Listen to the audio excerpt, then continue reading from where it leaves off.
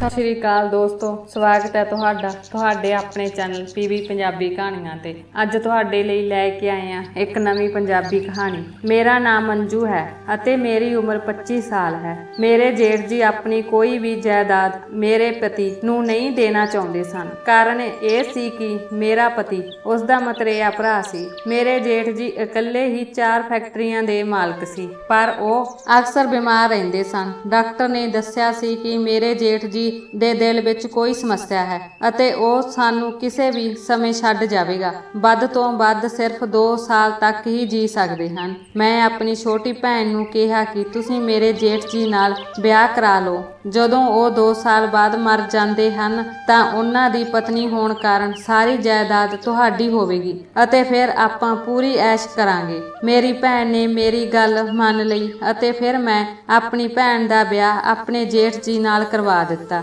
ਪਰ ਜੇਠ ਜੀ ਤਾਂ ਪਹਿਲਾਂ ਨਾਲੋਂ ਜਵਾਨ ਹੋਣ ਲੱਗੇ। 2 ਸਾਲ ਬੀਤ ਗਏ ਪਰ ਮੇਰੇ ਜੇਠ ਜੀ ਨਹੀਂ ਮਰੇ। ਮੇਰੀ ਭੈਣ ਮੈਨੂੰ ਬੁਰਾ ਭਲਾ ਕਹਿੰਦੀ ਕਿ ਤੁਹਾਡੇ ਜੇਠ ਜੀ ਕਦੋਂ ਮਰਨਗੇ, ਉਹਨਾਂ ਨੇ ਮੇਰੀ ਜ਼ਿੰਦਗੀ ਬਰਬਾਦ ਕਰ ਦਿੱਤੀ ਹੈ। ਇੱਕ ਦਿਨ ਰਾਤ ਨੂੰ ਭੈਣ ਦੇ ਕਮਰੇ ਵਿੱਚੋਂ ਚੀਕਾਂ ਦੀਆਂ ਆਵਾਜ਼ਾਂ ਆਉਣ ਲੱਗੀਆਂ। ਜਦੋਂ ਮੈਂ ਭੱਜ ਕੇ ਆਪਣੇ ਜੇਠ ਦੀ ਦੇ ਕਮਰੇ ਵਿੱਚ ਗਈ ਤਾਂ ਮੇਰੀ ਜਾਨ ਚਲੀ ਗਈ, ਕਿਉਂਕਿ ਮੇਰੀ ਭੈਣ ਨੇ ਜੇਠ ਜੀ ਨੂੰ ਦੱਸਿਆ ਕਿ ਮੈਂ ਇੱਕ ਗਰੀਬ ਪਰਿਵਾਰ ਨਾਲ ਸੰਬੰਧ ਰੱਖਦੀ ਹਾਂ। ਅਸੀਂ ਸਿਰਫ 3 ਭੈਣਾਂ ਹਾਂ। ਮੇਰੀ ਭੈਣ ਮੀਨਾ ਮੇਰੇ ਤੋਂ 1 ਸਾਲ ਛੋਟੀ ਸੀ। ਸਾਡੇ ਭੈਣਾਂ ਵਿੱਚ ਬਹੁਤ ਪਿਆਰ, ਸਾਡੇ ਵਿੱਚ ਬਹੁਤ ਕੁਝ ਸਾਂਝਾ ਹੁੰਦਾ ਸੀ। ਅਸੀਂ ਇੱਕ ਦੂਜੇ ਤੋਂ ਬਿਨਾਂ ਖਾਣਾ ਵੀ ਨਹੀਂ ਖਾਂਦੀਆਂ ਸੀ। ਸਾਡੇ ਮਾਪੇ ਵੀ ਸਾਡੀ ਹਰ ਇੱਛਾ ਪੂਰੀ ਕਰਦੇ ਸਨ, ਸਾਡਾ ਬਹੁਤ ਖਿਆਲ ਰੱਖਦੇ ਸੀ। ਕੁਦਰਤ ਨੇ ਸਾਨੂੰ ਦੋਹਾਂ ਭੈਣਾਂ ਨੂੰ ਬਹੁਤ ਸੋਹਣਾ ਬਣਾਇਆ ਸੀ। ਜਦੋਂ ਮੈਂ ਕਾਲਜ ਪੜ੍ਹਦੀ ਸੀ ਤਾਂ ਮੇਰੇ ਲਈ ਰਿਸ਼ਤਿਆਂ ਦੀ ਲੰਬੀ ਲਾਈਨ ਲੱਗੀ ਰਹਿੰਦੀ ਸੀ। ਮੁੰਡੇ ਮੇਰੇ ਨਾਲ ਗੱਲ ਕਰਨ ਲਈ ਮਰਦੇ ਸੀ, ਪਰ ਮੈਂ ਕਦੇ ਕਿਸੇ ਨੂੰ ਮੂੰਹ ਨਹੀਂ ਲਾਉਂਦੀ ਸੀ। ਮੈਂ ਕਿਸੇ ਨਾਲ ਗੱਲ ਨਹੀਂ ਕੀਤੀ। ਇਸ ਦਾ ਕਾਰਨ ਇਹ ਸੀ ਕਿ ਮੈਂ ਬਹੁਤ ਅਮੀਰ ਮੁੰਡੇ ਨਾਲ ਵਿਆਹ ਕਰਨਾ ਚਾਹੁੰਦੀ ਸੀ। ਮੇਰੇ ਸੁਪਨੇ ਵੱਡੇ ਸਨ, ਪਰ ਮੈਂ ਆਪਣੇ ਸੁਪਨਿਆਂ ਨੂੰ ਪੂਰਾ ਕਰਨ ਲਈ ਕੋਈ ਗਲਤ ਰਾਹ ਤੇ ਨਹੀਂ ਜਾਣਾ ਚਾਹੁੰਦੀ ਸੀ। ਮੈਂ ਆਪਣੀ ਮੰਜ਼ਿਲ ਨੂੰ ਸਹੀ ਤਰੀਕੇ ਨਾਲ ਹਾਸਲ ਕਰਨਾ ਚਾਹੁੰਦੀ ਸੀ। ਮੇਰੀ ਜ਼ਿੰਦਗੀ ਦਾ ਸਭ ਤੋਂ ਵੱਡਾ ਸੁਪਨਾ ਇਹ ਸੀ ਕਿ ਇੱਕ ਰਾਜਕੁਮਾਰ ਆਏ ਤੇ ਮੈਨੂੰ ਵਿਆਹ ਕੇ ਲੈ ਜਾਵੇ ਅਤੇ ਉਹ ਰਾਜਕੁਮਾਰ ਮੇਰੀ ਜ਼ਿੰਦਗੀ ਨੂੰ ਸ਼ਾਂਤੀ ਅਤੇ ਖੁਸ਼ੀਆਂ ਨਾਲ ਭਰ ਦੇਵੇ। ਅੱਜ ਵੀ ਮੈਨੂੰ ਉਹ ਦਿਨ ਯਾਦ ਹੈ ਜਦੋਂ ਕਾਲਜ ਵਿੱਚ ਮੇਰੀ ਇੱਕ ਕੁੜੀ ਨਾਲ ਦੋਸਤੀ ਹੋਈ ਸੀ। ਕੁੜੀ ਬਹੁਤ ਅਮੀਰ ਪਰਿਵਾਰ ਦੀ ਸੀ, ਪਰ ਸੋਹਣੀ ਨਹੀਂ ਸੀ। ਮੇਰੀ ਖੂਬਸੂਰਤੀ ਦੇਖ ਕੇ ਉਹ ਮੇਰੀ ਦੋਸਤ ਬਣ ਗਈ ਤੇ ਮੈਂ ਉਸ ਨਾਲ ਦੋਸਤੀ ਕਰ ਲਈ। ਉਹ ਮੇਰੇ ਨਾਲ ਬਹੁਤ ਗੱਲਾਂ ਕਰਦੀ ਸੀ। ਹੁਣ ਮੈਂ ਅਕਸਰ ਉਸ ਦੇ ਘਰ ਜਾਂਦੀ ਹੁੰਦੀ ਸੀ। ਮੈਂ ਉਸ ਦੇ ਇੱਕ ਚਚੇਰੇ ਭਰਾ ਨੂੰ ਉਸ ਦੇ ਘਰ ਮਿਲੀ। ਉਹ ਬਹੁਤ ਅਮੀਰ ਅਤੇ ਸੁੰਦਰ ਆਦਮੀ ਸੀ। ਮੈਨੂੰ ਦੇਖ ਕੇ ਉਸ ਦੀਆਂ ਨਜ਼ਰਾਂ ਮੇਰੇ ਤੇ ਟਿਕ ਗਈਆਂ। ਕੁਝ ਸਮੇਂ ਬਾਅਦ ਜਦੋਂ ਉਸ ਨੂੰ ਹੋਸ਼ ਆਇਆ ਤਾਂ ਉਸ ਨੇ ਮੇਰੇ ਨਾਲ ਗੱਲ ਕਰਨੀ ਸ਼ੁਰੂ ਕਰ ਦਿੱਤੀ। ਤੁਸੀਂ ਕੌਣ ਹੋ? ਮੈਂ ਤੁਹਾਨੂੰ ਇਸ ਘਰ ਵਿੱਚ ਪਹਿਲਾਂ ਕਦੇ ਨਹੀਂ ਦੇਖਿਆ। ਫਿਰ ਮੇਰੀ ਦੋਸਤ ਨੇ ਉਸ ਨੂੰ ਦੱਸਿਆ ਕਿ ਇਹ ਅੰਜੂ ਹੈ, ਇਹ ਮੇਰੀ ਬਹੁਤ ਵਧੀਆ ਦੋਸਤ ਹੈ। ਉਹ ਜਾਂਦੇ ਹੋਏ ਮੇਰੇ ਵੱਲ ਦੇਖਦਾ ਰਿਹਾ ਤੇ ਬੋਲਿਆ, ਤੁਹਾਨੂੰ ਮਿਲ ਕੇ ਬਹੁਤ ਖੁਸ਼ੀ ਹੋਈ। ਰਾਤ ਨੂੰ ਹੀ ਉਸ ਦਾ ਮੈਸੇਜ ਆ ਗਿਆ। ਉਸ ਨੇ ਕਿਹਾ ਕਿ ਉਹ ਮੈਨੂੰ ਪਸੰਦ ਕਰਨ ਲੱਗ ਪਿਆ ਹੈ। ਉਹ ਮੇਰੀ ਸੁੰਦਰਤਾ ਤੇ ਮਰ ਗਿਆ ਸੀ ਅਤੇ ਮੈਨੂੰ ਹੋਰ ਕੋਈ ਲੋੜ ਨਹੀਂ ਸੀ। ਮੈਂ ਤਾਂ ਬਸ ਇਹੀ ਚਾਹੁੰਦੀ ਸੀ ਕਿ ਕੋਈ ਅਮੀਰ ਮੁੰਡਾ ਮੇਰੇ ਨਾਲ ਵਿਆਹ ਕਰ ਲਵੇ ਅਤੇ ਮੈਂ ਬਾਕੀ ਦੀ ਜ਼ਿੰਦਗੀ ਐਸ਼ ਨਾਲ ਬਤੀਤ ਕਰਾਂ। ਮੇਰੀ ਇੱਛਾ ਪੂਰੀ ਹੋ ਰਹੀ ਸੀ। ਮੇਰੀ ਖੁਸ਼ੀ ਦੀ ਕੋਈ ਹੱਦ ਨਾ ਰਹੀ। ਦਿਨ ਉੜਦੇ ਹੀ ਜਾ ਰਹੇ ਸਨ, ਆਪਣੀ ਖੁਸ਼ੀ ਵਿੱਚ ਮਸਤ। ਮੈਂ ਇਹ ਵੀ ਨਹੀਂ ਦੇਖਿਆ ਕਿ ਉਹ ਦਿਨੋਂ ਦਿਨ ਮੇਰੇ ਤੋਂ ਦੂਰ ਹੁੰਦੀ ਜਾ ਰਹੀ ਸੀ। ਉਹ ਮੇਰੀ ਇੱਕ ਬਹੁਤ ਚੰਗੀ ਸਹੇਲੀ ਸੀ। ਹੁਣ ਉਸ ਨੇ ਕਈ ਸਹੇਲੀਆਂ ਬਣਾ ਲਈਆਂ ਸਨ ਅਤੇ ਮੇਰੇ ਨਾਲ ਗੱਲ ਵੀ ਨਹੀਂ ਸੀ ਕਰਦੀ। ਮੈਂ ਇਸ ਬਾਰੇ ਕਦੇ ਸੋਚਿਆ ਵੀ ਨਹੀਂ ਸੀ। ਫਿਰ ਮੈਂ ਇੱਕ ਦਿਨ ਕੰਟੀਨ ਵਿੱਚ ਬੈਠੀ ਸੀ ਜਦੋਂ ਮੇਰੀ ਸਹੇਲੀ ਰੀਨਾ ਮੇਰੇ ਕੋਲ ਆਈ। ਉਸ ਸਮੇਂ ਮੇਰੇ ਨਾਲ ਇੱਕ ਹੋਰ ਕੁੜੀ ਬੈਠੀ ਸੀ। ਰੀਨਾ ਨੇ ਮੈਨੂੰ ਕਿਹਾ ਕਿ ਮੈਂ ਤੁਹਾਡੇ ਨਾਲ ਇਕੱਲੀ ਗੱਲ ਕਰਨਾ ਚਾਹੁੰਦੀ ਹਾਂ। ਮੈਂ ਉੱਠ ਕੇ ਉਸ ਦੇ ਨਾਲ ਵੱਖਰੇ ਕਮਰੇ ਵਿੱਚ ਚਲੀ ਗਈ। ਅੱਜ ਉਹ ਸੀਰੀਅਸ ਲੱਗ ਰਹੀ ਸੀ। ਉਸ ਨੇ ਕਿਹਾ ਕਿ ਮੈਨੂੰ ਗੱਲ ਕਰਨਾ ਚੰਗਾ ਤਾਂ ਨਹੀਂ ਲੱਗ ਰਿਹਾ, ਪਰ ਮੈਂ ਕੀ ਕਰਾਂ? ਤੁਹਾਨੂੰ ਇਹ ਗੱਲ ਦੱਸਣੀ ਵੀ ਜ਼ਰੂਰੀ ਹੈ। ਮੈਂ ਤੁਹਾਡੀ ਬਹੁਤ ਵਧੀਆ ਸਹੇਲੀ ਰਹੀ ਹਾਂ ਅੰਜੂ। ਮੈਂ ਤੁਹਾਡੇ ਵੱਲੋਂ ਦਿਲੋਂ ਦੋਸਤੀ ਦਾ ਹੱਥ ਵਧਾਇਆ ਕਿਉਂਕਿ ਮੈਂ ਤੁਹਾਨੂੰ ਬਹੁਤ ਪਸੰਦ ਕਰਦੀ ਸੀ। ਪਰ ਤੁਸੀਂ ਫਿਰ ਮੇਰੇ ਚਚੇਰੇ ਭਰਾ ਗੋਬਿੰਦ ਦੀ ਦੋਸਤੀ ਦਾ ਹੱਥ ਫੜ ਕੇ ਚੰਗਾ ਨਹੀਂ ਕੀਤਾ। ਫਿਰ ਮੈਂ ਚੌਂਕ ਕੇ ਰੀਨਾ ਵੱਲ ਦੇਖਿਆ, ਕਿਉਂਕਿ ਗੋਬਿੰਦ ਨੇ ਕਿਹਾ ਸੀ ਕਿ ਸਾਡੀ ਦੋਸਤੀ ਬਾਰੇ ਕਿਸੇ ਨੂੰ ਪਤਾ ਨਹੀਂ ਲੱਗਣਾ ਚਾਹੀਦਾ। ਰੀਨਾ ਨੂੰ ਕਿਵੇਂ ਪਤਾ ਲੱਗ ਗਿਆ? ਉਸਨੇ ਮੁਸਕਰਾ ਕੇ ਕਿਹਾ ਕਿ ਹੈਰਾਨ ਹੋਣ ਦੀ ਕੋਈ ਲੋੜ ਨਹੀਂ। ਜਿਸ ਦਿਨ ਉਸਨੇ ਤੁਹਾਨੂੰ ਪਹਿਲੀ ਵਾਰ ਮੈਸੇਜ ਕੀਤਾ ਸੀ, ਉਸਨੇ ਮੈਨੂੰ ਕਿਹਾ ਸੀ ਕਿ ਉਹ ਤੈਨੂੰ ਫਸਾਏਗਾ, ਪਰ ਮੈਂ ਉਸ ਦੀ ਗੱਲ ਨੂੰ ਗੰਭੀਰਤਾ ਨਾਲ ਨਹੀਂ ਲਿਆ ਅਤੇ ਉਸ ਨੂੰ ਕਿਹਾ ਕਿ ਅੰਜੂ ਅਜਿਹੀ ਕੁੜੀ ਨਹੀਂ ਹੈ, ਪਰ ਤੁਸੀਂ ਮੈਨੂੰ ਸ਼ਰਮਿੰਦਾ ਕਰ ਦਿੱਤਾ। ਗੋਬਿੰਦ ਮੇਰਾ ਮੰਗੇਤਰ ਹੈ। ਅਸੀਂ ਕੁਝ ਮਹੀਨਿਆਂ ਬਾਅਦ ਵਿਆਹ ਕਰਨਾ ਜਾ ਰਹੇ ਹਾਂ, ਪਰ ਮੈਂ ਉਸ ਨੂੰ ਉਸ ਦੀ ਗੰਦੀਆਂ ਹਰਕਤਾਂ ਕਰਕੇ ਪਸੰਦ ਨਹੀਂ ਕਰਦੀ। ਮੈਂ ਸੋਚਿਆ ਕਿ ਅੰਜੂ ਦੂਜਿਆਂ ਤੋਂ ਵੱਖਰੀ ਹੈ, ਪਰ ਮੇਰੇ ਸਾਰੇ ਦਾਅਵੇ ਬੇਕਾਰ ਗਏ। ਤੂੰ ਵੀ ਦੂਜੀਆਂ ਕੁੜੀਆਂ ਵਰਗੀ ਨਿਕਲੀ ਜੋ ਨਿੱਕੀ ਨਿੱਕੀ ਤਾਰੀਫ ਤੇ ਮਰਦਾਂ ਅੱਗੇ ਵਿਕ ਜਾਂਦੀਆਂ ਹਨ। ਰੀਨਾ ਆਪਣੀ ਗੱਲ ਕਰਕੇ ਚਲੀ ਗਈ, ਪਰ ਮੈਂ ਸੋਚਣ ਲੱਗ ਗਈ ਹਰ ਕੋਈ ਮੇਰਾ ਮਜ਼ਾਕ ਉਡਾ ਰਿਹਾ ਹੈ। ਇੰਜ ਲੱਗਦਾ ਸੀ ਜਿਵੇਂ ਸਾਰੀ ਦੁਨੀਆ ਮੇਰੇ ਤੇ ਹੱਸ ਰਹੀ ਹੈ। ਘਰ ਆ ਕੇ ਜਦੋਂ ਮੈਂ ਗੋਬਿੰਦ ਨੂੰ ਇਹਨਾਂ ਸਾਰੀਆਂ ਗੱਲਾਂ ਬਾਰੇ ਦੱਸਿਆ ਤਾਂ ਪਹਿਲਾਂ ਤਾਂ ਉਸਨੇ ਮੈਨੂੰ ਝੂਠ ਬੋਲਣ ਦੀ ਕੋਸ਼ਿਸ਼ ਕੀਤੀ, ਫਿਰ ਉਸਨੇ ਇਹ ਸਾਰੀਆਂ ਗੱਲਾਂ ਮੰਨ ਲਈਆਂ ਅਤੇ ਫਿਰ ਮੈਂ ਉਸ ਨੂੰ ਬਹੁਤ ਗੱਲਾਂ ਸੁਣਾਈਆਂ। ਫਿਰ ਮੈਂ ਉਸ ਨੂੰ ਬਲੌਕ ਕਰ ਦਿੱਤਾ ਅਤੇ ਉਸ ਤੋਂ ਬਾਅਦ ਉਸ ਨਾਲ ਕਦੇ ਗੱਲ ਨਹੀਂ ਕੀਤੀ। ਇਹ ਮੇਰੀ ਜ਼ਿੰਦਗੀ ਦਾ ਸਭ ਤੋਂ ਬੁਰਾ ਅਨੁਭਵ ਸੀ ਅਤੇ ਮੈਂ ਇਸ ਤਜਰਬੇ ਤੋਂ ਬਹੁਤ ਵੱਡਾ ਸਬਕ ਸਿੱਖਿਆ। ਇਸ ਤੋਂ ਬਾਅਦ ਮੈਂ ਆਪਣੀ ਪੜ੍ਹਾਈ ਵਿੱਚ ਰੁੱਝ ਗਈ। ਮੈਨੂੰ ਇੱਥੇ ਅਤੇ ਉੱਥੇ ਕੋਈ ਹੋਸ਼ ਨਹੀਂ ਸੀ। ਮੈਂ ਆਪਣੀ ਗ੍ਰੈਜੂਏਸ਼ਨ ਬਹੁਤ ਚੰਗੇ ਅੰਕਾਂ ਨਾਲ ਪਾਸ ਕੀਤੀ। ਇੱਕ ਵਾਰ ਸਾਡੇ ਕਾਲਜ ਵਿੱਚ ਕੋਈ ਵੱਡਾ ਪ੍ਰੋਗਰਾਮ ਸੀ ਤਾਂ ਕਈ ਅਮੀਰ ਲੋਕ ਮਹਿਮਾਨ ਬਣ ਕੇ ਆਏ ਸਨ। ਉਹਨਾਂ ਵਿੱਚੋਂ ਇੱਕ, ਜਿਸ ਦਾ ਨਾਂ ਰਮਨ ਸੀ, ਉਸ ਦਾ ਮੇਰੇ ਤੇ ਦਿਲ ਆ ਗਿਆ ਸੀ। ਉਸ ਨੇ ਕਾਲਜ ਦੇ ਰਿਕਾਰਡ ਵਿੱਚ ਮੇਰਾ ਪਤਾ ਅਤੇ ਫੋਨ ਨੰਬਰ ਲਿਆ। ਰਾਤ ਨੂੰ ਹੀ ਮੈਨੂੰ ਉਸ ਦਾ ਫੋਨ ਆਇਆ। ਜਦੋਂ ਉਸਨੇ ਮੈਨੂੰ ਆਪਣਾ ਕਹਿ ਕੇ ਬੁਲਾਇਆ ਤਾਂ ਮੈਨੂੰ ਇੱਕ ਪਲ ਲਈ ਹੈਰਾਨੀ ਹੋਈ, ਪਰ ਮੈਂ ਜਲਦੀ ਹੀ ਆਪਣੇ ਆਪ ਨੂੰ ਕਾਬੂ ਕਰ ਲਿਆ। ਉਹ ਮੈਨੂੰ ਪਸੰਦ ਕਰਨ ਲੱਗੇ। ਉਸਨੇ ਮੈਨੂੰ ਆਪਣੇ ਪਿਆਰ ਦਾ ਇਜ਼ਹਾਰ ਕੀਤਾ। ਇਹ ਸਾਰੀਆਂ ਗੱਲਾਂ ਮੇਰੇ ਲਈ ਨਵੀਆਂ ਨਹੀਂ ਸਨ। ਮੈਂ ਇੱਕ ਭਿਆਨਕ ਅਨੁਭਵ ਵਿੱਚੋਂ ਲੰਘੀ ਹੋਈ ਸੀ। ਮੇਰਾ ਦਿਲ ਅਜੇ ਵੀ ਉਹ ਸਦਮਾ ਨਹੀਂ ਭੁੱਲਿਆ ਸੀ। ਇਸ ਲਈ ਮੈਂ ਉਸ ਦੀ ਕਿਸੇ ਗੱਲ ਦਾ ਜਵਾਬ ਨਹੀਂ ਦਿੱਤਾ ਅਤੇ ਫੋਨ ਬੰਦ ਕਰ ਦਿੱਤਾ। ਇਸ ਤੋਂ ਬਾਅਦ ਉਹ ਰਾਤ ਭਰ ਮੈਨੂੰ ਕਾਲ ਕਰਦਾ ਰਿਹਾ। ਅਗਲੇ ਦਿਨ ਜਦੋਂ ਉਹ ਆਪਣਾ ਰਿਸ਼ਤਾ ਲੈ ਕੇ ਆਇਆ ਤਾਂ ਮੈਂ ਹੈਰਾਨ ਰਹਿ ਗਈ। ਮੇਰੇ ਪਰਿਵਾਰ ਵਾਲੇ ਹੈਰਾਨ ਸਨ ਕਿ ਇੰਨੇ ਵੱਡੇ ਲੋਕ ਕਿੱਥੇ ਬਿਠਾਈਏ। ਉਸ ਨੇ ਮੇਰੇ ਰਿਸ਼ਤੇ ਦੀ ਗੱਲ ਕੀਤੀ ਤੇ ਵਿਆਹ ਦੀ ਤਰੀਕ ਵੀ ਪੇਪਰਾਂ ਤੋਂ ਬਾਅਦ ਰੱਖ ਦਿੱਤੀ। ਸਭ ਕੁਝ ਇੰਨਾ ਅਚਾਨਕ ਹੋਇਆ ਕਿ ਮੈਂ ਇਸ ਤੇ ਵਿਸ਼ਵਾਸ ਨਹੀਂ ਕਰ ਸਕਦੀ ਸੀ। ਉਸ ਘਰ ਵਿੱਚ ਸਿਰਫ ਮੇਰੇ ਹੋਣ ਵਾਲੇ ਪਤੀ ਅਤੇ ਮੇਰੇ ਜੇਠ ਜੀ ਹਨ। ਮੇਰੀ ਜਠਾਣੀ ਇਸ ਦੁਨੀਆ ਵਿੱਚੋਂ ਨਹੀਂ ਸੀ। ਮੇਰੀ ਨਣਦ ਵਿਦੇਸ਼ ਰਹਿੰਦੀ ਸੀ। ਘਰ ਵਿੱਚ ਕੋਈ ਔਰਤ ਨਹੀਂ ਸੀ। ਵਿਆਹ ਦੀ ਸਾਰੀ ਖਰੀਦਦਾਰੀ ਮੈਂ ਖੁਦ ਕੀਤੀ ਸੀ। ਉਸ ਦਾ ਡਰਾਈਵਰ ਮੇਰੇ ਘਰ ਆਉਂਦਾ ਸੀ। ਇਸ ਲਈ ਮੈਂ ਆਪਣੀ ਭੈਣ ਮੀਨਾ ਨਾਲ, ਕਦੇ ਆਪਣੀ ਮਾਂ ਨਾਲ ਅਤੇ ਕਦੇ ਉਸ ਦੇ ਨਾਲ ਖਰੀਦਦਾਰੀ ਕਰਨ ਜਾਂਦੀ ਸੀ। ਇਸ ਲਈ ਮੈਂ ਆਪਣੀ ਮਰਜ਼ੀ ਅਤੇ ਪਸੰਦ ਅਨੁਸਾਰ ਸਭ ਕੁਝ ਲੈ ਲਿਆ ਅਤੇ ਫਿਰ ਮੇਰੇ ਵਿਆਹ ਦਾ ਦਿਨ ਵੀ ਆ ਗਿਆ। ਉਹ ਆਪਣੀ ਕਿਸਮਤ ਤੋਂ ਬਹੁਤ ਖੁਸ਼ ਸੀ। ਜ਼ਿੰਦਗੀ ਚੰਗੀ ਲੰਘ ਰਹੀ ਸੀ। ਮੈਨੂੰ ਯਕੀਨ ਨਹੀਂ ਆ ਰਿਹਾ ਸੀ ਜੋ ਮੈਂ ਸੋਚਿਆ ਸੀ ਉਹ ਮੈਨੂੰ ਮਿਲ ਗਿਆ ਸੀ। ਹੁਣ ਸਭ ਕੁਝ ਮੇਰੇ ਕੋਲ ਸੀ। ਜਦੋਂ ਵੀ ਮੀਨਾ ਘਰ ਆਉਂਦੀ ਉਹ ਮੇਰਾ ਸਾਰਾ ਸਮਾਨ ਦੇਖਦੀ ਰਹਿੰਦੀ ਅਤੇ ਕਹਿੰਦੀ, ਦੀਦੀ ਤੁਸੀਂ ਕਿੰਨੇ ਖੁਸ਼ਕਿਸਮਤ ਹੋ। ਮੈਂ ਇਹ ਸੁਣ ਕੇ ਮੁਸਕਰਾ ਜਾਂਦੀ। ਮੈਂ ਮੀਨਾ ਦਾ ਵਿਆਹ ਇਸੇ ਤਰ੍ਹਾਂ ਦੇ ਵਿਅਕਤੀ ਨਾਲ ਕਰਵਾਉਣਾ ਚਾਹੁੰਦੀ ਸੀ, ਪਰ ਉਹ ਪਾਗਲ ਉੱਥੇ ਹੀ ਇੱਕ ਨੇੜੇ ਦੇ ਮੁੰਡੇ ਨੂੰ ਪਸੰਦ ਕਰਦੀ ਸੀ। ਦੋਵੇਂ ਇੱਕ ਦੂਜੇ ਤੇ ਮਰਦੇ ਸਨ। ਮੋਹਨ ਕੋਲ ਇੱਕ ਛੋਟੀ ਜਿਹੀ ਨੌਕਰੀ ਸੀ। ਮੈਂ ਕਿਹਾ, ਮੋਹਨ ਤੈਨੂੰ ਕੀ ਦੇ ਸਕਦਾ ਹੈ? ਉਹ ਤੁਹਾਡੀ ਕੋਈ ਵੀ ਲੋੜ ਪੂਰੀ ਨਹੀਂ ਕਰ ਸਕਦਾ। ਉਸ ਨੂੰ ਛੱਡ ਦਿਓ। ਜਿਵੇਂ ਮੈਂ ਹਾਂ, ਮੈਂ ਤੇਰਾ ਵਿਆਹ ਵੀ ਚੰਗੇ ਘਰ ਕਰਵਾਵਾਂਗੀ। ਪਰ ਉਹ ਹਰ ਵਾਰ ਨਾ ਕਰ ਦਿੰਦੀ ਤੇ ਕਹਿੰਦੀ ਸੀ ਕਿ ਭੈਣ ਦਾ ਵਿਆਹ ਤੇ ਦਿਲ ਦੀ ਖੁਸ਼ੀ ਸਭ ਤੋਂ ਵੱਧ ਹੁੰਦੀ ਹੈ। ਅਕਸਰ ਮੇਰੇ ਜੇਠ ਜੀ ਅਤੇ ਮੀਨਾ ਆਮੋ ਸਾਹਮਣੇ ਆ ਜਾਂਦੇ ਸਨ ਤੇ ਮੀਨਾ ਨੂੰ ਬਹੁਤ ਧਿਆਨ ਨਾਲ ਦੇਖਦੇ, ਫਿਰ ਆਪਣਾ ਧਿਆਨ ਉਸ ਤੋਂ ਹਟਾ ਲੈਂਦੇ ਸੀ। ਮੈਂ ਇਸ ਗੱਲ ਨੂੰ ਧਿਆਨ ਨਾਲ ਨੋਟ ਕੀਤਾ ਸੀ ਅਤੇ ਜਦੋਂ ਉਸਨੇ ਮੇਰੇ ਨਾਲ ਇਸ ਗੱਲ ਦਾ ਜ਼ਿਕਰ ਕੀਤਾ ਤਾਂ ਮੈਂ ਹੱਸ ਕੇ ਟਾਲ ਦਿੱਤਾ। ਮੇਰੇ ਜੇਠ ਦੀ ਉਮਰ ਕਾਫੀ ਸੀ, ਪਰ ਉਹ ਆਪਣਾ ਬਹੁਤ ਖਿਆਲ ਰੱਖਦਾ ਸੀ। ਉਹ ਰੋਜ਼ਾਨਾ ਜਿਮ ਜਾਂਦਾ ਸੀ, ਸਵੇਰੇ ਸ਼ਾਮ ਕਸਰਤ ਕਰਦਾ ਸੀ ਅਤੇ ਆਪਣੀ ਖੁਰਾਕ ਦਾ ਪੂਰਾ ਧਿਆਨ ਰੱਖਦਾ ਸੀ। ਦੇਖਣ ਵਿੱਚ ਉਹ ਮੇਰੇ ਪਤੀ ਨਾਲੋਂ ਕੁਝ ਸਾਲ ਵੱਡਾ ਲੱਗਦੀ ਸੀ। ਮੇਰੇ ਵਿਆਹ ਨੂੰ 3 ਸਾਲ ਹੋਣ ਵਾਲੇ ਸਨ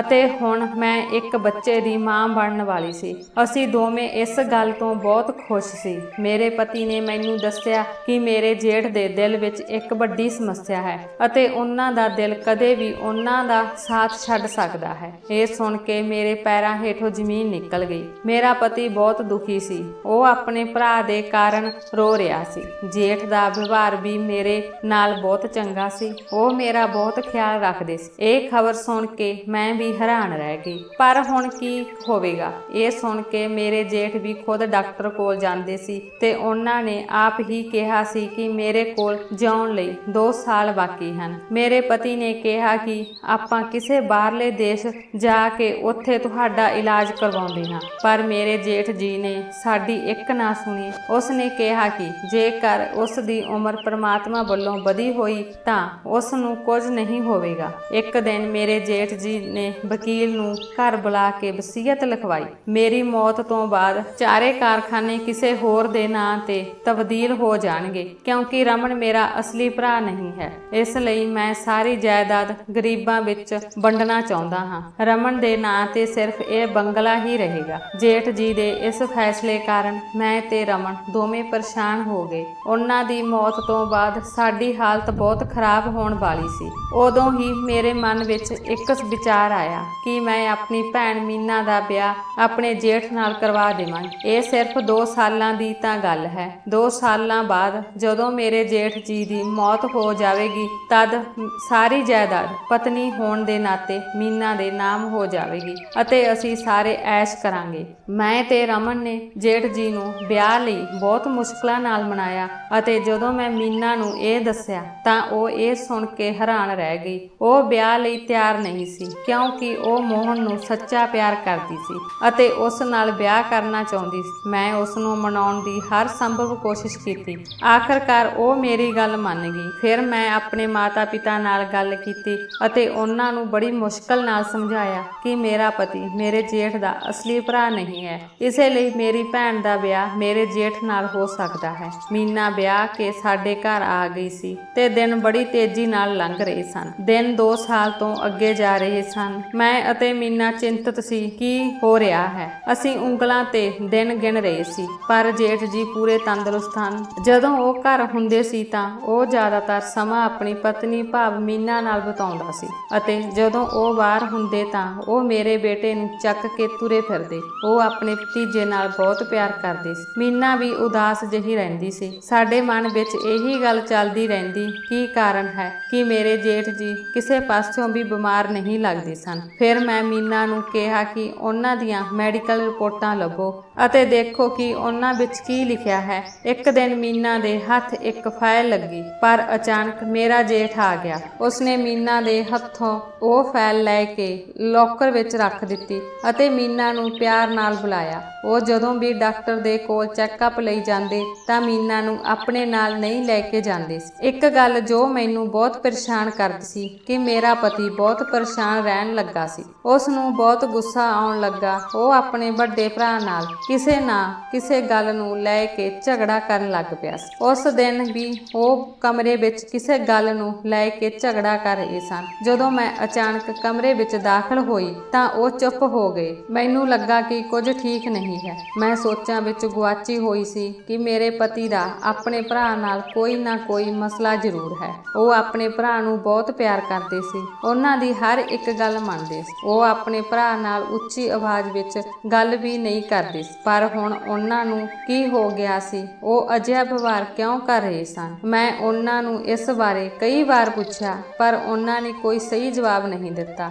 ਅੱਜ ਜਦੋਂ ਮੈਂ ਕਮਰੇ ਵਿੱਚ ਆ ਕੇ ਉਹਨਾਂ ਨੂੰ ਇਸ ਬਾਰੇ ਪੁੱਛਿਆ ਤਾਂ ਪਹਿਲਾਂ ਤਾਂ ਉਹ ਚੁੱਪ ਰਹੇ। ਫਿਰ ਕਹਿਣ ਲੱਗੇ, ਭਰਾ ਦੀ ਬਿਮਾਰੀ ਬਾਰੇ ਤਾਂ ਤੁਸੀਂ ਜਾਣਦੇ ਹੀ ਹੋ ਅਤੇ ਤੁਸੀਂ ਸੋਚ ਰਹੇ ਹੋ ਕਿ ਡਾਕਟਰ ਨੇ ਉਹਨਾਂ ਨੂੰ ਕਿਹਾ ਸੀ ਕਿ ਉਹ ਸਿਰਫ 2 ਸਾਲ ਹੀ ਜਿਉਂਦੇ ਰਹਿਣਗੇ। ਪਰ ਅਜੇ ਉਸ ਦੀ ਗੱਲ ਪੂਰੀ ਵੀ ਨਹੀਂ ਹੋਈ ਸੀ ਕਿ ਕਿਸੇ ਨੇ ਦਰਵਾਜ਼ਾ ਖੜਕਾਇਆ। ਜਦੋਂ ਮੈਂ ਦਰਵਾਜ਼ਾ ਖੋਲ੍ਹਿਆ ਤਾਂ ਦਰਵਾਜ਼ੇ ਤੇ ਮੀਨਾ ਖੜੀ ਸੀ। ਉਸ ਦਾ ਚਿਹਰਾ ਫਿੱਕਾ ਪੈ ਗਿਆ ਸੀ। ਉਹ ਕਹਿਣ ਲੱਗੀ, ਮੇਰੇ ਨਾਲ ਹਸਪਤਾਲ ਚਲੋ, ਮੈਂ ਬਹੁਤ ਬਿਮਾਰ ਹਾਂ। ਉਸ ਦੀ ਖਰਾਬ ਸਿਹਤ ਦੇਖ ਕੇ ਮੈਂ ਘਬਰਾ ਗਈ ਤੇ ਉਸ ਨੂੰ ਤੁਰੰਤ ਹਸਪਤਾਲ ਲੈ ਗਈ। ਪਰ ਡਾਕਟਰ ਦੀ ਗੱਲ ਸੁਣ ਕੇ ਸਾਡੇ ਪੈਰਾਂ ਹੇਠੋਂ ਜ਼ਮੀਨ ਨਿਕਲ ਗਈ। ਮੀਨਾ ਮਾਂ ਬਣਨ ਵਾਲੀ ਸੀ। ਇਹ ਖਬਰ ਮੇਰੇ ਲਈ ਕਿਸੇ ਤਬਾਹੀ ਤੋਂ ਘੱਟ ਨਹੀਂ ਸੀ। ਪਰ ਮੀਨਾ ਇਹ ਸੁਣ ਕੇ ਬਹੁਤ ਖੁਸ਼ ਹੋਈ ਅਤੇ ਮੈਂ ਉਸ ਦੀ ਖੁਸ਼ੀ ਤੇ ਹੈਰਾਨ ਸੀ। ਘਰ ਆ ਕੇ ਜਦੋਂ ਮੈਂ ਇਹ ਗੱਲ ਆਪਣੇ ਪਤੀ ਨੂੰ ਦੱਸੀ ਤਾਂ ਉਹ ਪਰੇਸ਼ਾਨ ਹੋ ਗਏ ਅਤੇ ਉਹ ਬਹੁਤ ਗੁੱਸੇ ਵਿੱਚ ਨਜ਼ਰ ਆ ਰਹੇ ਸਨ। ਉਹਨਾਂ ਨੂੰ ਦੇਖ ਕੇ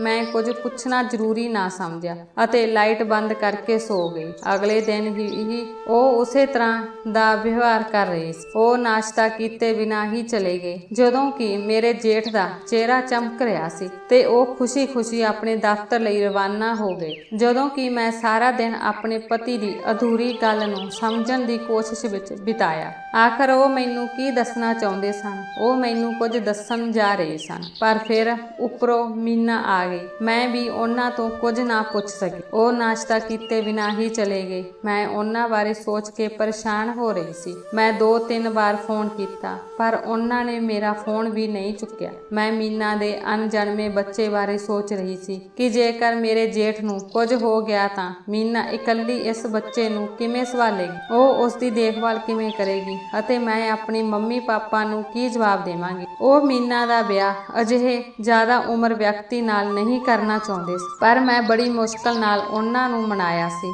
ਹੁਣ ਮੈਂ ਉਹਨਾਂ ਦੇ ਸਾਹਮਣੇ ਕਿਹੜਾ ਝੂਠ ਬੋਲਾਂਗੀ। ਪਰ ਮੈਂ ਮੀਨਾ ਦੇ ਵਿਹਾਰ ਤੋਂ ਹੈਰਾਨ ਸੀ। ਉਹ ਬਿਲਕੁਲ ਵੀ ਪਰੇਸ਼ਾਨ ਨਹੀਂ ਸੀ। ਉਹ ਬਹੁਤ ਸ਼ਾਂਤ ਲੱਗ ਰਹੀ ਸੀ। ਸੱਚ ਕਹਾਂ ਤਾਂ ਉਹ ਬਹੁਤ ਖੁਸ਼ ਨਜ਼ਰ ਆ ਰਹੀ ਸੀ। ਪਰ ਇਹ ਬਦਲਾਵ ਕਿਵੇਂ ਆਇਆ ਮੈਂ ਇਹ ਸਮਝ ਨਹੀਂ ਸਕੀ। ਕੁਝ ਦਿਨ ਪਹਿਲਾਂ ਤੱਕ ਉਹ ਬਹੁਤ ਪਰੇਸ਼ਾਨ ਸੀ। ਅੱਜ ਜਦੋਂ ਮੈਂ ਮੀਨਾ ਨੂੰ ਆਪਣੇ ਜੇਠ ਦੀ ਰਿਪੋਰਟ ਬਾਰੇ ਪੁੱਛਿਆ ਤਾਂ ਉਹ ਚੁੱਪ ਰਹੀ। ਉਸਨੇ ਮੇਰੀ ਗੱਲ ਦਾ ਕੋਈ ਜਵਾਬ ਨਹੀਂ ਦਿੱਤਾ ਅਤੇ ਗੱਲ ਬਦਲ ਦਿੱਤੀ। ਮੇਰੀ ਭੈਣ ਮੀਨਾ, ਮੇਰੇ ਜੇਠ ਅਤੇ ਮੇਰੇ ਪਤੀ ਦਾ ਵਿਵਹਾਰ ਮੈਨੂੰ ਬਹੁਤ ਪਰੇਸ਼ਾਨ ਕਰ ਰਿਹਾ ਸੀ। ਮੈਂ ਉਸ ਦੇ ਬਦਲਦੇ ਵਿਹਾਰ ਤੋਂ ਕੁਝ ਪਰੇਸ਼ਾਨ ਸੀ ਅਤੇ ਇਸ ਬਾਰੇ ਸੋਚ ਕੇ ਮੈਂ ਪਾਗਲ ਹੋ ਰਹੀ ਸੀ ਪਰ ਕੋਈ ਵੀ ਮੈਨੂੰ ਜਵਾਬ ਦੇਣ ਲਈ ਤਿਆਰ ਨਹੀਂ ਸੀ। ਕੀ ਹੋ ਰਿਹਾ ਸੀ ਇਹ ਮੈਨੂੰ ਸਮਝ ਨਹੀਂ ਆ ਰਿਹਾ ਸੀ। ਕੁਝ ਅਜਿਹਾ ਸੀ ਜੋ ਮੈਂ ਸਮਝ ਨਹੀਂ ਸਕਦੀ ਸੀ, ਜੋ ਮੇਰੇ ਸਾਹਮਣੇ ਸੀ ਪਰ ਮੈਂ ਉਸ ਨੂੰ ਦੇਖ ਨਹੀਂ ਸਕਦੀ ਸੀ। ਇਸ ਰਾਜ ਤੋਂ ਪਰਦਾ ਹਟਾਉਣ ਲਈ ਉਤਾਵਲੀ ਸੀ। ਉਸ ਤੋਂ ਬਾਅਦ ਦੇ ਦਿਨਾਂ ਨੇ ਮੈਨੂੰ ਹੈਰਾਨ ਕਰ ਦਿੱਤਾ। ਜਦੋਂ ਮੇਰੇ ਪਤੀ ਨੇ ਕਿਹਾ ਕਿ ਅਸੀਂ ਨਵੇਂ ਘਰ ਵਿੱਚ ਸ਼ਿਫਟ ਹੋ ਰਹੇ ਹਾਂ,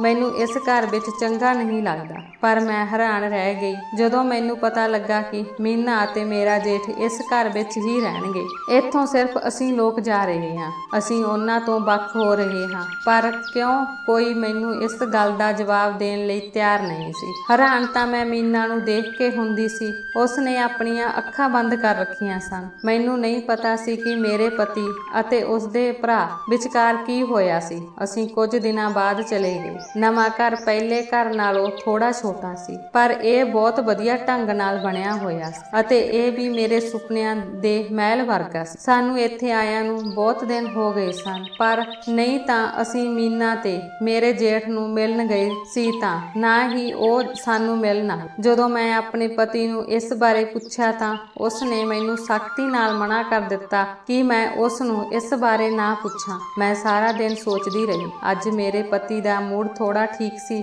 ਇਸ ਲਈ ਮੈਂ ਸੋਚਿਆ ਕਿ ਮੈਂ ਅੱਜ ਉਹਨਾਂ ਨਾਲ ਇਸ ਬਾਰੇ ਗੱਲ ਕਰਾਂ। ਮੈਂ ਉਹਨਾਂ ਨੂੰ ਪੁੱਛਿਆ ਕਿ ਤੁਸੀਂ ਉਸ ਦਿਨ ਕੀ ਕਹਿ ਰਹੇ ਸੀ ਜਦੋਂ ਮੈਨੂੰ ਮੀਨਾ ਨਾਲ ਉਸ ਦਿਨ ਹਸਪਤਾਲ ਜਾਣਾ ਪਿਆ ਸੀ। ਮੇਰੀ ਗੱਲ ਸੁਣ ਕੇ ਉਹ ਚੁੱਪ ਹੋ ਗਏ ਤੇ ਕਹਿਣ ਲੱਗੇ, ਆਖਿਰ ਕਦੋਂ ਤੱਕ ਮੈਂ ਇਹ ਗੱਲ ਤੇਰੇ ਤੋਂ ਛੁਪਾਵਾਂਗਾ। ਅੱਜ ਤੁਹਾਨੂੰ ਦੱਸ ਹੀ ਦਿੰਨਾ। ਪਹਿਲੀ ਗੱਲ, ਮੈਂ ਉਸ ਦਾ ਅਸਲੀ ਭਰਾ ਨਹੀਂ ਹਾਂ ਅਤੇ ਦੂਜਾ, ਮੇਰੀ ਭਰਜਾਈ ਦੀ 5 ਸਾਲ ਪਹਿਲਾਂ ਮੌਤ ਹੋ ਗਈ। ਮੇਰਾ ਭਰਾ ਦੁਬਾਰਾ ਵਿਆਹ ਕਰਨਾ ਚਾਹੁੰਦਾ ਸੀ ਪਰ ਮੈਂ ਸ਼ਰਮ ਮੰਨਦਾ ਸੀ ਕਿ ਲੋਕ ਕੀ ਕਹਿਣਗੇ ਕਿ ਇਸ ਉਮਰ ਵਿੱਚ ਉਸਦੇ ਵੱਡੇ ਭਰਾ ਨੇ ਵਿਆਹ ਕਰ ਲਿਆ। ਇਸ ਲਈ ਮੈਂ ਉਹਨਾਂ ਦਾ ਵਿਆਹ ਨਹੀਂ ਹੋਣ ਦਿੱਤਾ ਅਤੇ ਫਿਰ ਮੈਂ ਤੁਹਾਡੇ ਨਾਲ ਵਿਆਹ ਕਰ ਲਿਆ। ਫਿਰ ਮੈਂ ਉਸ ਤੋਂ ਬਾਅਦ ਜਦੋਂ ਮੈਨੂੰ ਪਤਾ ਲੱਗਾ ਕਿ ਮੇਰੇ ਭਰਾ ਨੂੰ ਦਿਲ ਦੀ ਬਿਮਾਰੀ ਹੈ ਅਤੇ ਉਹ ਕੁਝ ਦਿਨ ਹੀ ਜਿਉਂਦਾ ਰਹਿ ਸਕੇਗਾ, ਮੈਂ ਉਦੋਂ ਬਹੁਤ ਪਰੇਸ਼ਾਨ ਸੀ। ਪਰ ਮੇਰੇ ਲਈ ਹੈਰਾਨੀ ਦੀ ਗੱਲ ਇਹ ਸੀ ਕਿ ਮੈਨੂੰ ਦੱਸਿਆ ਗਿਆ ਸੀ ਕਿ ਉਹ ਆਪਣੀ ਜਾਇਦਾਦ ਗਰੀਬਾਂ ਨੂੰ ਦੇਣ ਜਾ ਰਿਹਾ। ਫਿਰ ਅਸੀਂ ਧਨ ਦੌਲਤ ਦੇ ਲਾਲਚ ਵਿੱਚ ਆਪਣੇ ਭਰਾ ਦਾ ਦੂਜਾ ਵਿਆਹ ਕਰਵਾ ਦਿੱਤਾ।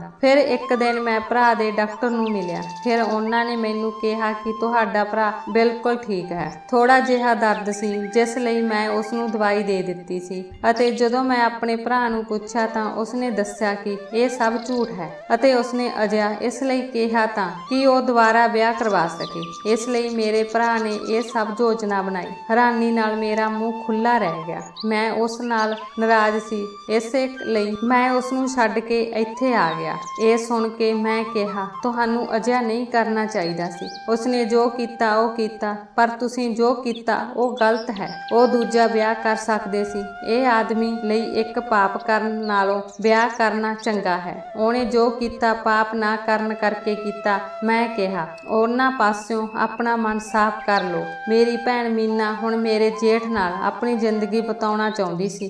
ਅਗਲੇ ਦਿਨ ਅਸੀਂ ਮੇਰੇ ਜੇਠ ਦੇ ਘਰ ਗਏ। ਉਹ ਦੋਵੇਂ ਆਪਸ ਵਿੱਚ ਬਹੁਤ ਖੁਸ਼ ਸਨ। ਮੈਨੂੰ ਇਹ ਸਮਝਣ ਵਿੱਚ ਦੇਰ ਨਹੀਂ ਲੱਗੀ ਕਿ ਮੀਨਾ ਅਸਲੀਅਤ ਨੂੰ ਜਾਣਦੀ ਸੀ ਅਤੇ ਉਸ ਅਸਲੀਅਤ ਨੂੰ ਸਵੀਕਾਰ ਵੀ ਕਰ ਚੁੱਕੀ ਸੀ। ਦੋਸਤੋ, ਜੇਕਰ ਤੁਹਾਨੂੰ ਸਾਡੀ ਵੀਡੀਓ ਚੰਗੀ ਲੱਗੀ ਤਾਂ ਸਾਡੀ ਵੀਡੀਓ ਨੂੰ ਲਾਈਕ ਕਰਨਾ, ਚੈਨਲ ਨੂੰ ਸਬਸਕ੍ਰਾਈਬ ਕਰਨਾ ਅਤੇ ਆਪਣੇ ਦੋਸਤਾਂ ਨਾਲ ਸ਼ੇਅਰ ਕਰਨਾ। ਧੰਨਵਾਦ।